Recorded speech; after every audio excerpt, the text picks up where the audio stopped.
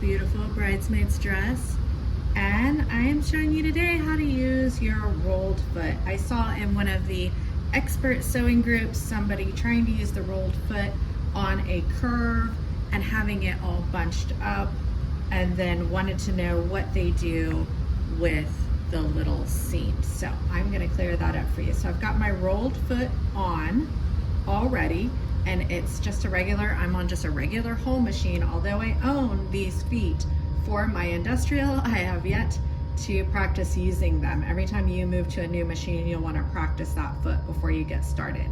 So we're knee deep in wedding season, and I am going to go ahead and just use my old machine that I know works with this rolled foot all the way around until I get to this seam and show you how to do that and how to do your hands. It's going to be a lot of muscle memory with your hands to get around a full circle skirt curve. Now, I've already got it started. I just rolled it and put it under there. But what you would like to do is to start to roll the hem, and then you're going to take this hand and you're going to slightly, just slightly pull a little bit until you run out. And of course you want to watch your fingers for the needle, and you're going to come down just a couple inches. And a lot of times I use my finger and roll it, and I'm just feeding the machine. I am not pulling, I am not pushing, I am not stretching. That's going to cause that like roping, wavering effect along the edge. I'm letting the machine do the work for me. And see, that's my chalk mark. So I know I am right on guide for where I'm supposed to be with this dress.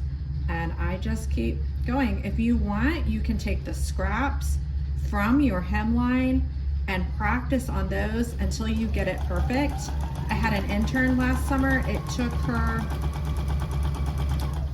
a full morning, but eventually she got it. So you see, I'm just pulling it back with my pinky fingers, and I'm pushing it under with this finger.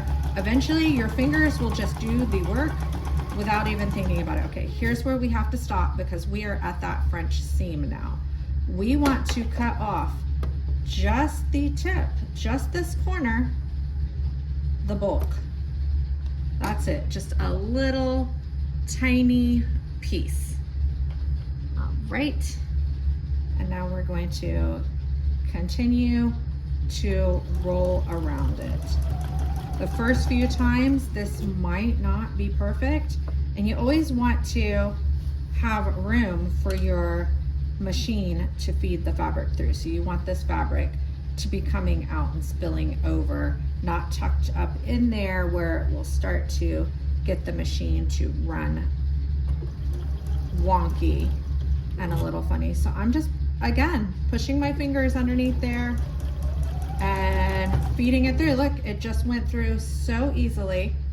And then again, I am pushing that roll under, and I am just so gentle, letting the machine do the work, pulling with these two pinky and ring finger out and pushing the fabric under so slightly. I'm very gentle. It's all about finesse with these dresses.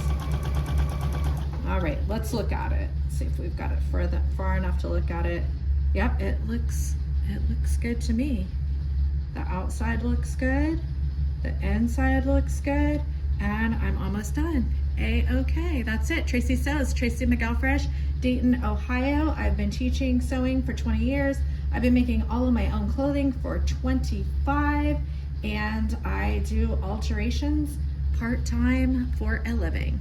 Have a great day, bye.